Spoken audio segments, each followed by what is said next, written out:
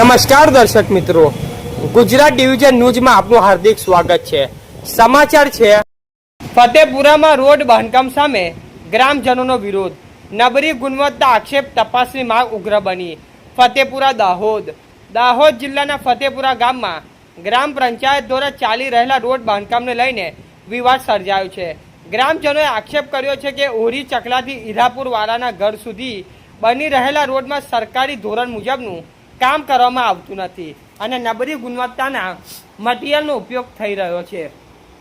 વિરોધ નોંધાવવા પહોંચેલા ગ્રામજનોએ જણાવ્યું કે રોડનું કામ 15માં નાના પન્ના નક્કી કરાયેલા માપદંડો અનુસાર થવું જોઈએ, પરંતુ હાલની કામગીરીમાં ગુણવત્તાનો અભાવ જોવા મળી રહ્યો છે। ગ્રામજનોએ વધુમાં આક્ષેપ કર્યો છે કે વિરોધ દરમિયાન સરપંચ દ્વારા તેમની સાથે અયોગ્ય વર્તન કરવામાં આવ્યું અને ધમકીભર્યા શબ્દોનો ઉપયોગ કરવામાં આવ્યો છે।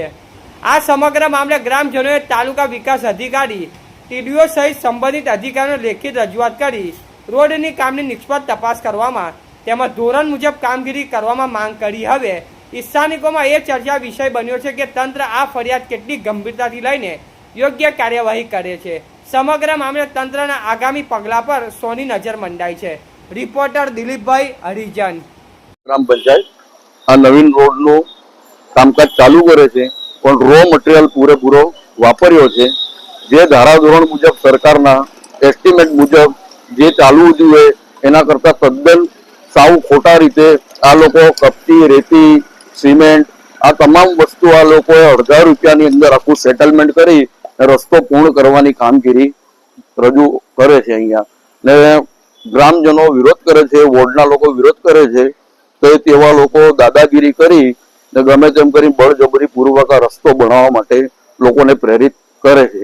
તો આ તદ્દન ધોરણે ખોટું થઈ રહ્યું છે। જે સરકારના નિયમ મુજબ જે કાર્યવાહી થતી હોય યોગ્ય ને ન્યાયિક રીતે જે રસ્તો ચોખ્ખાઈના રીતે બનવો જોઈએ તે બનતો નથી હાલની તારીખમાં। આ અમારા લોકોની રજૂઆત છે। આપનું નામ? અંકુર કુમાર પંકજ કુમાર શાહ। આ રોડ કોણ બનાવી રહ્યું છે? રોડ ગ્રામ પંચાયત ફતેપુરા। અત્યારે આ લોકો આ મટીરિયલ હોવા છતાં પણ તમારો વિરોધ હોવા છતાં ભાઈ એ ગ્રામ પંચાયત દ્વારા શું કહેવામાં આવે છે, સરપંચ દ્વારા શું કહેવાય? દાદાગીરી કરે છે, રોડ બનાવીને રહીશું તમારથી થાય કર લો, કોણ રોડ બનાવવા રોકે છે એ અમે જોઈ લઈએ। એટલે કોન્ટ્રાક્ટરે ચોખ્ખું બધા જ સભ્યો અને સરપંચ સામે કીધેલું છે કે રેતી પાછી મોકલાઈ દો, રેતી જરાય કામ લાગે એવી નથી, રોડ ચાલશે નહીં જો બનાવીએ તો પણ। તો સભ્યો અને સરપંચ દ્વારા એવું કહેવામાં આવ્યું કોન્ટ્રાક્ટરને કે ભાઈ તમે જે છે એ રેતી બીજી મંગાવી અને અડધી મિક્સ કરીને આ રોડ બનાવી દો, ચાલી જશે અહીંયા એમ। આપનું નામ? પ્રતિકભાઈ દરજી।